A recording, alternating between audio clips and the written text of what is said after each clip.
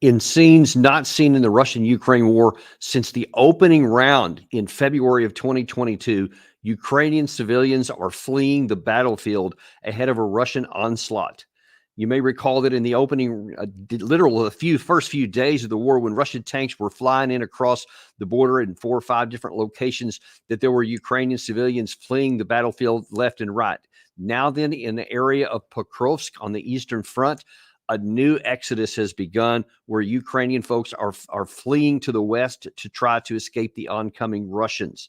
And Russia has also been escalating its advances in the east at a rate also that's shocking many in the West. And this is some of the big supporters of the Ukraine side at the speed with which it's happening. And as we've been talking, this is not happening in a vacuum. There's reasons for this, and it's only likely to accelerate in the coming days. One of the only limiting factors may be the ability of Russia to continue to pursue and to continue its pace of operations, which it's been doing for quite a while now. It's unknown. Evidence appears that they will be, but if not for that, you can expect this pace to either maintain or possibly even accelerate as the Ukrainian defenses continue to crumble, and there's reasons for that. I want to look at actually what's going on specifically in the Pokrovsk area. This is a map here of what's going on in the Pokrovsk. We've talked about this a lot, and I'm going to show you literally a time-lapse video here in just a second that graphically depicts how fast Russia is penetrating in. But you see that there in the far right side, you see the city called Avdiivka, and then you see Ochertina, and then Novohrodivka in the far left there. There's one right after the other. These are all relatively medium or large-sized towns and cities that Russia has taken. In the far upper left-hand corner, you see the city of Pokrovsk. And for all those who may not have seen our earlier videos, that is probably the most important city on the entire Eastern Front for Ukraine to hold and for Russia to take. And the reason is because I'm going to show you a map here in a minute, pulling back a little bit from this.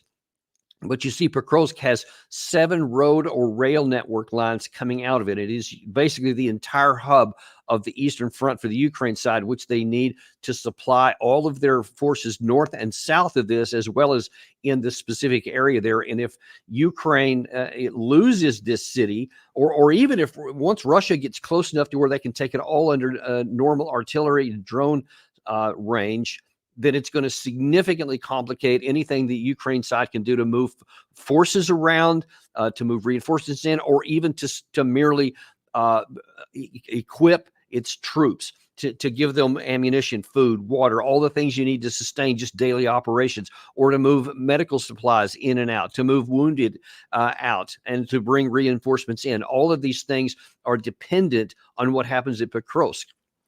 And that the pace with which they've been losing is already going up very high with Pokrovsk and with all of those networks. You can only imagine how much harder it's going to be to maintain these operations in the east if they don't have this major nodal network here of road and rail. But that's not the only place that's given the Ukraine side problems and why people are fleeing. There's also the Toretsk area. And Gary, if you can put that map up, you see, so there's Pokrovsk in the middle that we showed you the close-up a second ago, and then there's Toretsk in the northern part. And that's another major city that Russia has been trying to take for quite some time.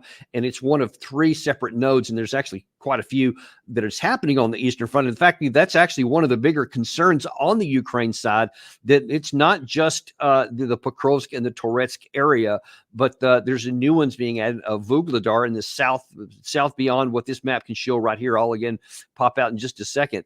But at first, actually for months now, you've been able to pretty well tell where Russia was going. Then there's 3 or 4 different areas where they were putting pressure on and making progress. But those are starting to now meld together because Russia is generally almost all along the line of contact starting to move forward. And let me actually show you a map here of exactly where a lot of these things are coming from, and show you that Vuhledar area as well.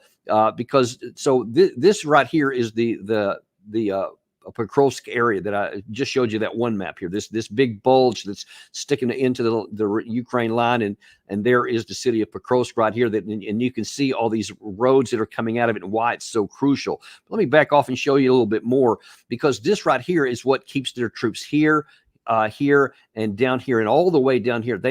Everything comes in from the east, and then it gets distributed and moved around here. And without this, it is much, much more difficult to keep all of these things supplied. In the especially in the Pokrovsk area, there's a bigger danger in this area right here, in that instead of Russia has been making these moves here, but they've also been pushing out on the flanks so that Ukraine doesn't have a chance to cut this off. And it's similar to what the Russians may be trying to do in the Kursk area up in the north. More on that in a minute. But there are many Ukrainian units in this area right here, all along this line of contact. This particular map doesn't show the Ukraine enemy or unit positions or the Russian positions. These blue and red dots, by the way, this represents where actions are taking place, where attacks are made, where bombs are falling, etc. But there's a bunch of Ukraine troops in here. Russia is pushing out in this area, in the areas right here. According to some mappers I've seen this morning, this town called Ukrainsk here has already fallen today. So this map was made yesterday. And you see already since today, just hours ago, this city may also be involved. So this probably is now in the Russian side here, which means all of these Russian or Ukraine troops in here are going to be at risk of being cut off. And so they're going to have to come to a decision point very soon to where they either withdraw all of their troops from here back to lines where they can defend back in these other areas where these other villages are, or they could literally get them cut off. Because if Russia moves in from here and starts to turn this way, at the same time they move here in a pincer movement, which Russia has been doing a lot of in the last several months, especially the last half of the year, then all of this is at risk. And if Ukraine has to move all these troops out, you see it'll be an even bigger gain in that area there. And Gary, if we could roll back, I want to show people just how fast this has been going on after a lot of positional warfare, especially for most of the first half of this year. Now then, what you're seeing here is an animated drawing of the Pokrovsk area as it evolved over a 90-day time lapse. So this is just 90 days. You see that Russia has methodically been moving in this direction. and some of the moves are coming faster and faster as the time gets closer. And you see, this is the reason why in that opening scene, you saw that all the civilians are starting to flee from Pokrovsk, because they see this relentless move by the Russians in their direction. And so they know for sure, they're aware of how important that strategic town is to the entire operations in the east. Now, of course, this is coming at a time. Let me run back to that map here, because this is coming at a time when Ukraine is really suffering all over the place. It's like, kind of like the classic boy from Holland and the finger in the dike. Where do you send your troops? Because Ukraine already pulled troops from some of these areas in order to fight in the Kursk area up in the north here. And so these are some of the areas where we've been talking about for a couple of weeks now, where Ukraine has moved in there. And you can see in this map here, Ukraine had a little bit of success going up this road here and a couple of other places here recently. But then the Russian forces have also had some success to where they have retaken some of this area. And you see that going on really all over the place. But especially, this is important, the Russians have done a lot to make certain that the Ukraine doesn't go any further on the left flank or on the right flank, especially all during this area down here. And that presents a real problem and a risk to the Ukraine side, because now then, we're talking, this has been since the 6th of August, and that's as far as they've gotten. It was about 18 miles, which sounds like a lot, but when it was lightly defended and they rushed out there, but now then the problem is, now what? They have already allegedly suffered between 6,000 to 7,000 killed, and they keep moving more forces in there. But they can't hold this forever, because Russia obviously has the numerical advantage. And by holding the flanks here, and that means that Ukraine is continuing to send more troops in, and they have, a couple of successes on the sides here in the north. But what that's doing is extending their supply lines even further, and it puts the whole force at risk of another pincer movement. If Russia should move enough forces into here, in here especially, and move along the border, they could cut this off and again place thousands of Ukraine troops in the position to where they either have to withdraw or risk getting cut off and destroyed. And you see this is happening now all across the front line, even in the area here north of Kharkiv. There's still Russia still is maintaining offensive movements here, or at least battles which require the Ukraine side to keep forces up here. So Ukraine has to fight up here in the Kursk area where they attack some, along the north of Kharkiv area here. And then there's additional fightings here in the Kupiansk area, all the way into this area in the middle part of it, certainly in the Pokrovsk area we talked about. This is the Toretsk area in this direction. And then now there's additional with Vuhledar down in the south is also coming under increasing pressure. And the Ukraine side is at risk of having that force cut off, and they may have to withdraw from that as well. You see, it's literally like the boy with the finger in the dike. Where do you pull troops from one force to try and stop another? And everywhere the Ukraine side has pulled their troops, the Russians are making advances. And so if something has been a not that big of a force, or not that big of a push, Ukraine thinks, well, maybe we can thin out this line to go into another area here, like in the Pokrovsk area where the risk is danger. But all it's done is slow down the Russians here. But now then, as soon as they pull troops out of one area to go to the other, Russia increases the pressure there. And now then they start to lose it here. The Ukraine side has put up a tremendous defense of Vuhledar, really for the duration of the war. Russia several times has tried to take it, but they had been repulsed every single time. But now then, Ukraine is just running out of troops. They don't have enough. And we're going to see in a minute how some even of the pro-Ukrainian sites have been talking about that Ukraine just doesn't have enough of any category of anything you need to fight a war. But then we're going to get into the situation to where you see things are just kind of weird on the Western side. Now, all of these things, to any rational thinking, non-emotional thinking person, you can see when all of these things are going bad, then that should lead to some rational decisions also, to where you have to acknowledge reality and make reasonable decisions that can at least minimize the damage and preserve your side's strengths and other assets if you have them. That's what should happen. But that's not what is happening. It's not going to be a shock to you if you've been watching our channel for any amount of time. But let me show you what some of the pro-Ukrainian side people have been following this. One of the key ones is a guy named Julian Rupka. He's a German guy who's on Twitter, but he's also been following this war very, very closely. His tweets definitely are for Ukraine side, but he's also distinguished himself as being honest about things. Well, this is a Google Translate translation of most of his tweets are in German. Some are in English. This particular one was in German. But a couple of things I want to point out here is he's talking about in Vuhledar. He said, to the north of this, Toretsk is the focus of the Russian army. Not only there, the Russian offensive efforts are also being made in Chasiv Yar. I didn't even point that out on the map, but that's another one where the pressure is continuing to push the Ukraine back to the west. And for the first time in almost 2 years, there's also an advance in Luhansk and eastern Kharkiv, up in the Kupiansk area. The Ukrainian army has a whole series of problems it is currently unable to deal with. Geographically, it is very thin, and he says because of Kursk, but there are also too many fresh and therefore inexperienced soldiers, too few capable leaders, personnel, and of course, the well-known disaster, far too little Western support in the form of weapons and ammunition. In some, the problems are so big that Russia itself is going crazy with its own problems at a rate not seen since the summer of 2022. By the way, that's a translation issue there. What he said when you read the original German was he said Russia's going crazy with their advances, their problems of trying to solve the Ukraine side is what he meant there. At a rate not seen since the summer of 2022. That was my point before, and that's why so many people are fleeing from the Ukraine side, because it's like, man, the Russians are moving faster and faster with all of this. But Gary put that, thank you. A couple of other things I want to point out that he said the Ukraine soldiers that he speaks to, because he's had lots of contact with the Ukraine side, can hardly explain the catastrophe.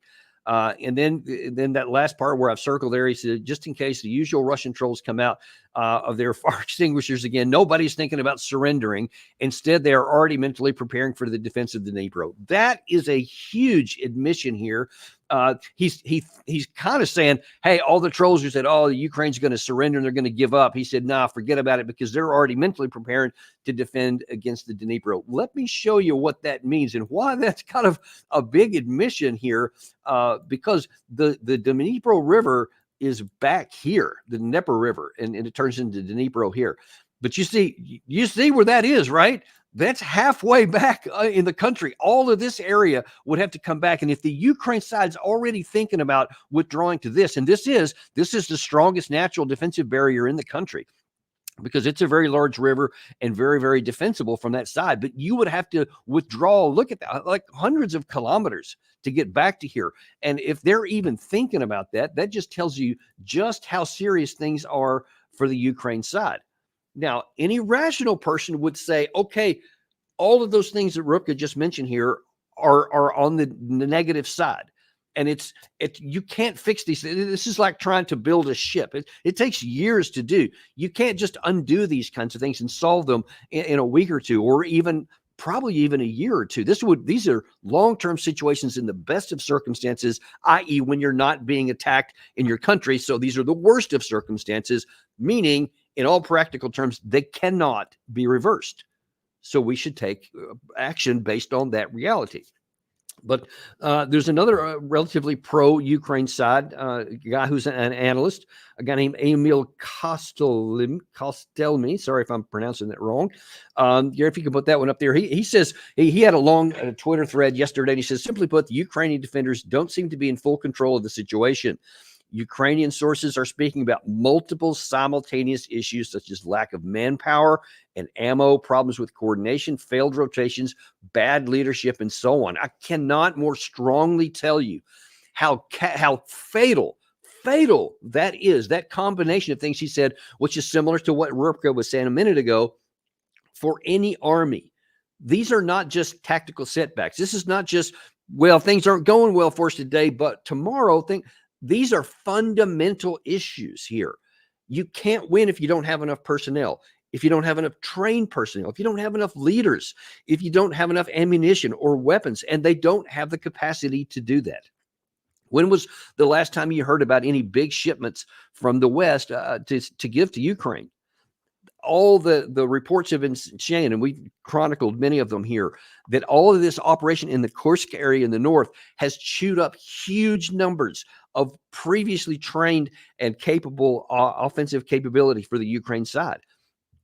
Hundreds of combat vehicles that they no longer have been lost. By some estimates, over 500, possibly even more. And of course, as I showed you there a second ago, if they're going to hold it, they have to continue feeding into that, which explains why the Russians are in no hurry to quell that, because by keeping those flanks covered and limiting any penetration and incrementally to the north, that means everything stays within their range of their drones, with their artillery, and with their rocket fire. And they are just slowly just decimating everything that goes in there. There is no rational hope to hold this. By all rights, Ukraine should withdraw from there. Well, by all rights, they should never have gone in there, because this was incredibly predictable. But now that they did, they should withdraw them immediately to seal off this and stop this pointless loss of troops every day. It makes no sense whatsoever if you have any idea, ever hope of holding on to any of the territory that you currently possess. But that just doesn't seem to be in the case, because here's what we have on the Western side. Now, I've told you what they should do, what any rational analyst who's not looking at it emotionally, but just realistically, what they would do. They would seek a negotiated settlement. They would withdraw from Kursk. They would take what manpower they have and put it in the Eastern Front to make it much more difficult and slow down the Russians while they're doing negotiations to try to get the best deal that they can. Let me show you what they are thinking. Now, here's some of the thinking from some of the key people in the West that shows you how we are continuously and remain unwilling to acknowledge what's going on the ground in reality. Here's a former White House advisor on Fox News this weekend.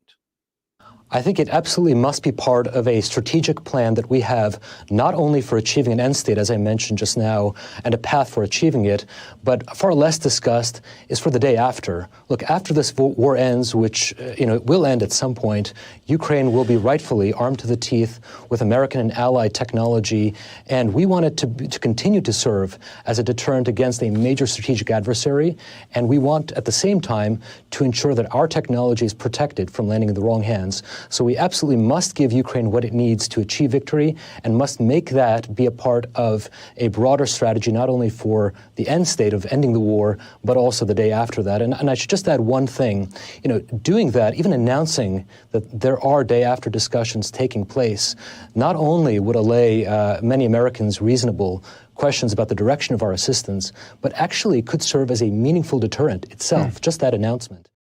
Oh my God. I could not believe when I saw that video. I had to watch it a couple of times to see maybe I misunderstood what he said, but that is as delusional as it gets. You're saying that now, 2.5 years into the war, we need to figure out what our objectives are supposed to be. And he's going to talk on that in a minute. I'm going to show you another clip momentarily where he goes into somewhat more detail on that. But then his last comment there, that we need to be thinking about the day after, that of course the war is going to end and Ukraine is going to be armed to the teeth. Do you not understand how wars work? If Ukraine loses, there's only going to be an issue of surrender terms.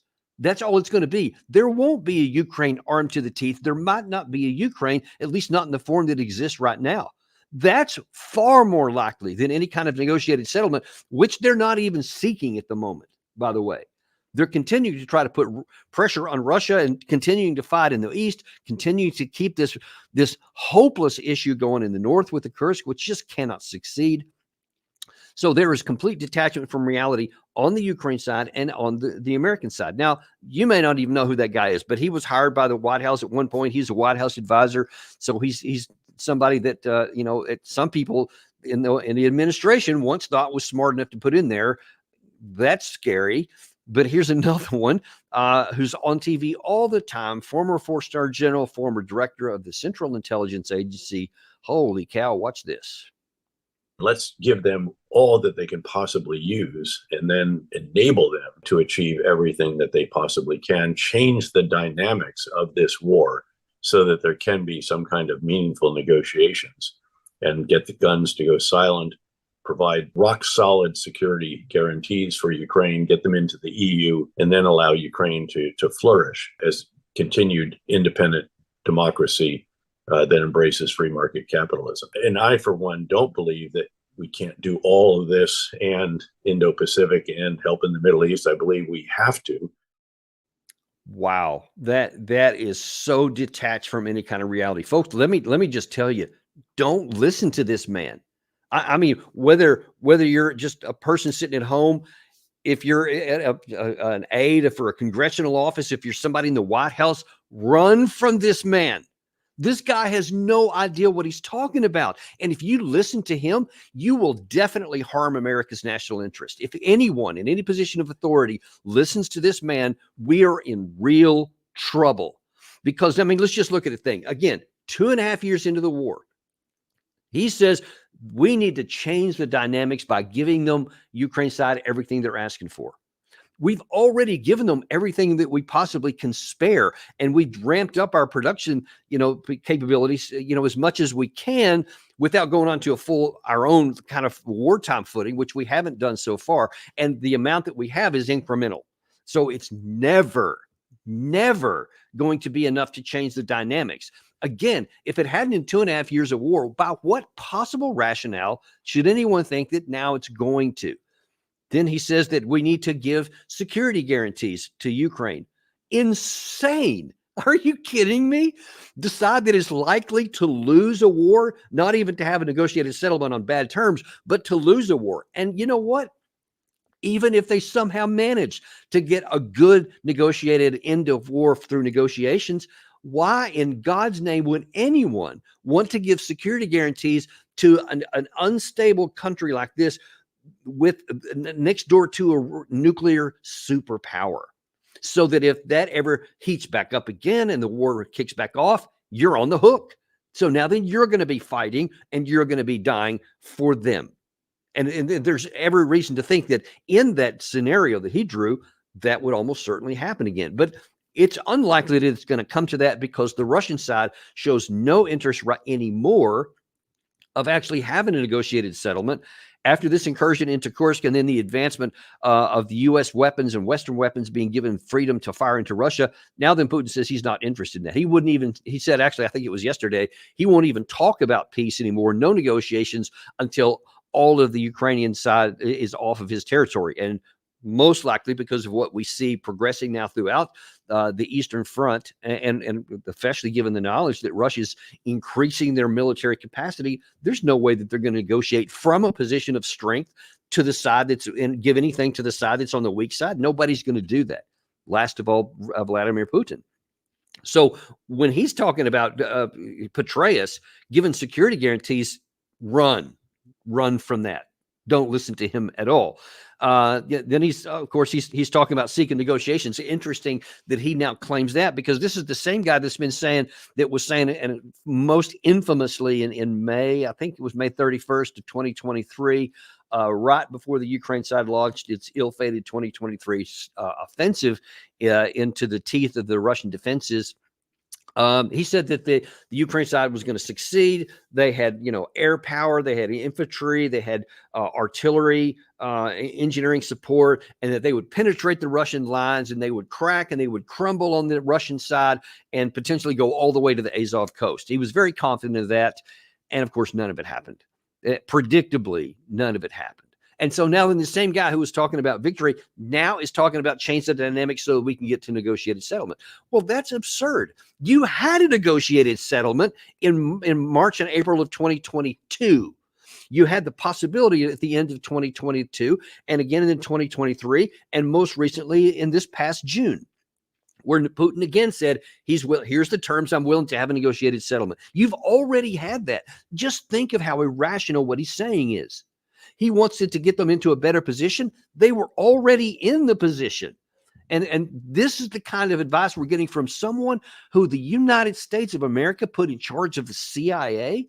That is shocking how bad his advice is and how irrational what he's saying is. And then in case you needed to go just a little further to expose the ridiculousness and the emptiness of his capabilities, he actually says, and you know what? We can keep doing this. We can give Ukraine everything they're asking for while we give Israel everything they're asking for, while we give Taiwan everything they want, and keep our own forces capable of defending our interests worldwide. Yep, we can do it all because we're American, man.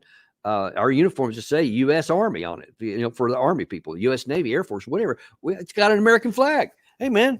We got an American flag on our shoulder. We can do whatever we want, man. We can do it all. Like Biden has said in that clip we keep showing from last October, where he said, hey, man, we're the most powerful nation in the history of the world. We're not. We are a powerful nation, but we're not the most powerful nation in the history of the world. We're not even the most powerful nation without constraint right now.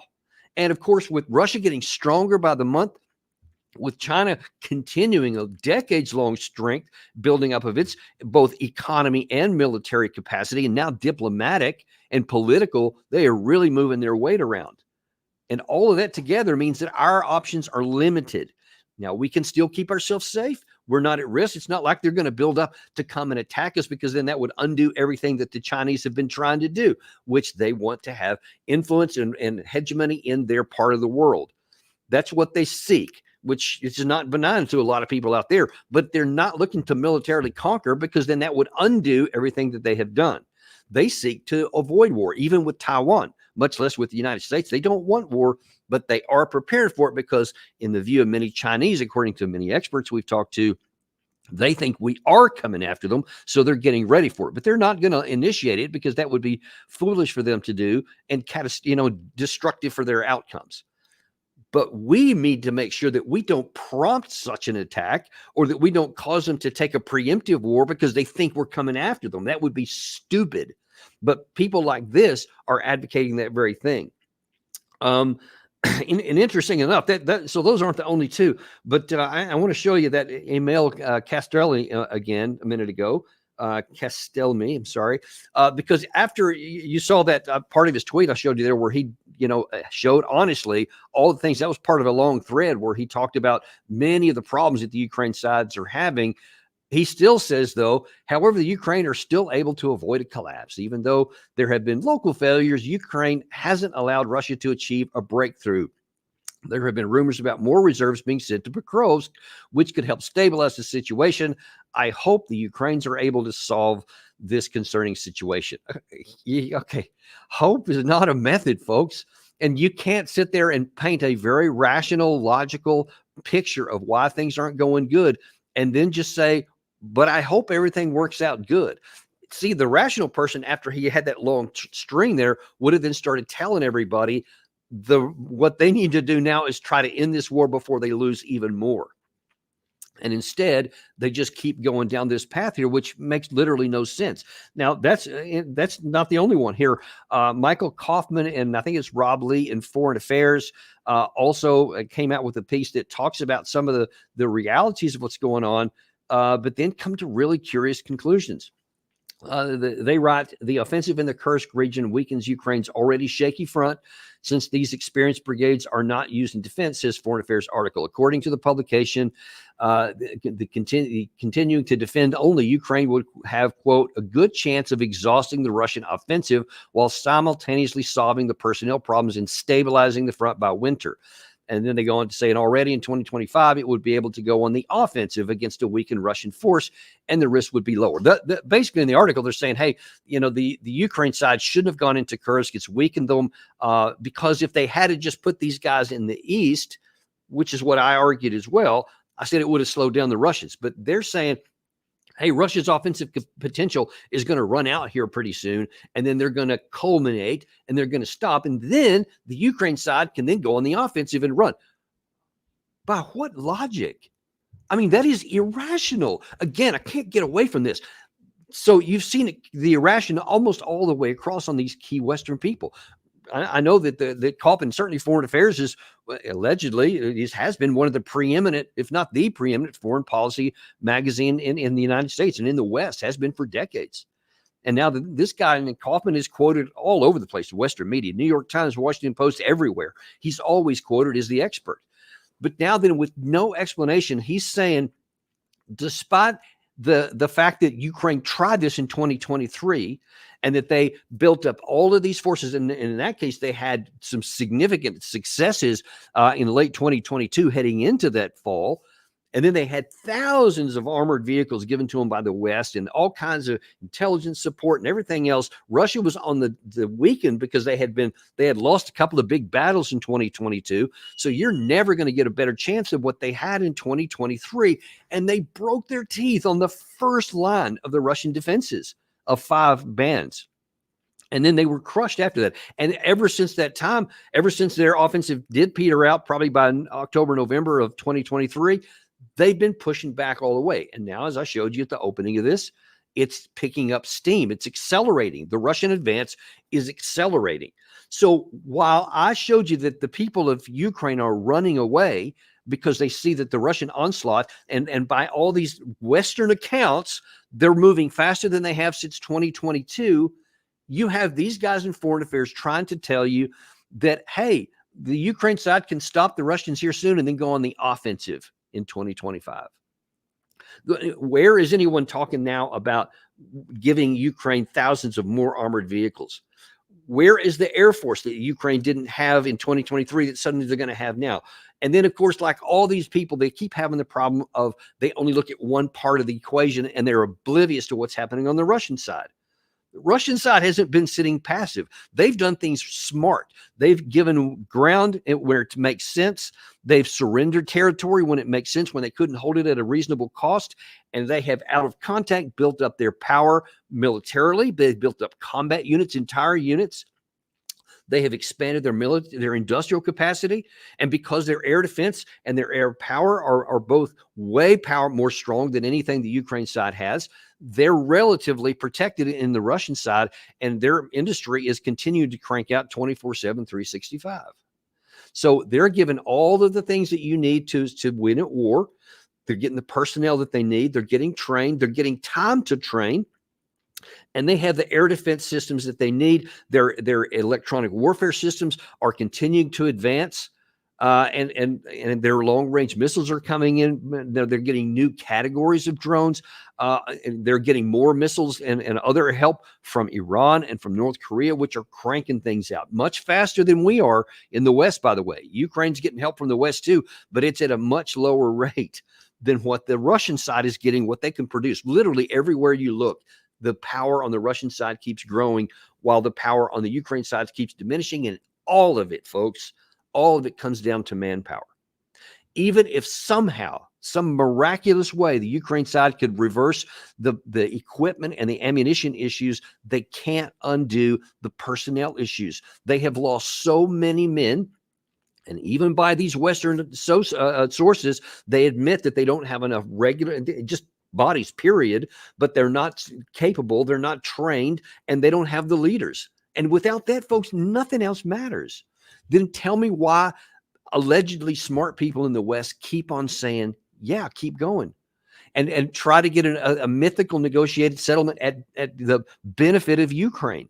You're not going to get it. Your chances for that have already come and gone. When you had the chance to do that, you punted. You want to win, they said. And now then we're talking about that, but you don't have the means to do it anymore, because in order to have a negotiated settlement at your benefit, at the expense of your adversary, you have to be on the upper side power-wise. And that means equipment, ammunition, and personnel. That's gone. It's never coming back. And now then they have issues like Poland is wanting to possibly escalate matters. Poland has been angry from the beginning, and they have such a strong anti-Russian viewpoint, and many of them hate the Russians for many historical reasons. I won't go into them now. But now then they said, Gary, if you could put that one headline up there, they're actually saying, this is, I believe, earlier today, they're saying Poland has a duty to shoot down Russian missiles over Ukraine. Over Ukraine, it says they're one of their ministers.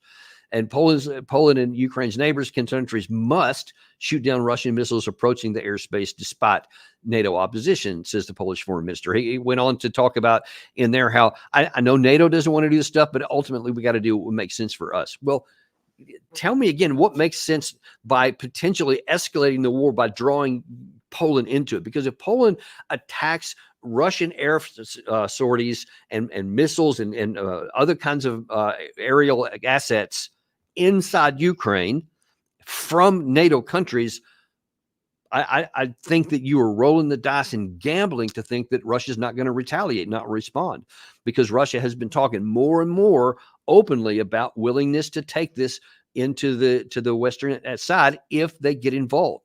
They keep saying that stuff, but I don't know why no one wants to believe anything they say. I guess because they haven't seen Russia do it so far. There's this thought that they just never will. And that is, potentially catastrophic and fatal miscalculation, something that could expand this war. I'm arguing that we should do everything we can to end this, to curtail it, to cut it off, and to end the risk. And there's too many people like the Petraeuses, like this fellow on Fox News, like the Julian Rupka, not Julian Rupka, but this Emil guy, and the other people like Rob and Michael there. They want to expand it. Just keep going, keep giving them things. And listen, I just, and at the end of this, I just want to just reinforce here. There is no path to military victory ever for the Ukraine side. It doesn't exist. There presently is no possibility for Ukraine to avoid defeat, because all of the fundamentals, take the emotion out of it, that go into making war and the war-making potential are all on Russia's side. The only thing we can do is to expand the war and to draw others into it and make other people and other nations and other troops and other civilians be killed in the process. So it is possible to expand the war, but the expansion still is not going to defeat Russia, because they have the nuclear card to play. And by all accounts, whether from Lavrov or from Ryabkov or from Putin himself, they appear to be willing to use nuclear weapons. whatever the cost. They don't want to, but they seem to be really firm that if it escalates and they do get into a war with the West, that they're willing to use tactical nuclear weapons. And there is no reason to even toy with that. Everything that we should be doing is to curtail this, to cut it and get it off the table so that the risk no longer exists. The West can continue to have security. The West can continue to do whatever it needs to do economically, security-wise, to end the war and have peaceful lives. So all that is still possible as long as we don't continue down this road of stupidity. That's what all of these things are, because if there's no rational way to militarily win a conflict, why would you want to keep going with it? And the only reason that should be a rhetorical question. Unfortunately, it isn't, because they're not willing to engage in reality. We don't want that outcome. We don't want Russia to win. We don't want them to succeed in any way. Okay, I get that. I get that you don't want them to, but your chance to actually make something like that happen expired in the early part of this war. It's gone now because of your unwillingness to do what is rational and reasonable earlier on. You could have succeeded. The West could have succeeded in their objective, as reprehensible as it is, wanting to just harm Russia at the expense of the Ukrainian people and land. But that was in your power to do earlier in the war with these negotiated settlements that could have been happened in Istanbul in March, April 2022. That's what could have happened, but it didn't. And now then all those possibilities are gone. So now then it's either accept a bad outcome or foolishly keep going and accept catastrophe, because this could get a lot worse. I pray to God it doesn't, but that's where we are. So that is the truth, folks, no matter what you're going to hear anywhere else. All kinds of this nonsense that I've shown you here today from the West, don't believe it. Run from people like David Petraeus, because they're going to get you killed. That's the bottom line. Thanks for joining with us today, folks. Always appreciate you. Be sure and like and subscribe. And also, we're now expanding into podcasts, because I know a lot of you don't have the ability to watch every show on video, or some people, don't even like to. They like to listen, but they want to know what we have to say. We're now virtually anywhere you have podcasts, you can find us there. So thank you very much, and we will be seeing you on the next episode of Daniel Davis Deep Dive.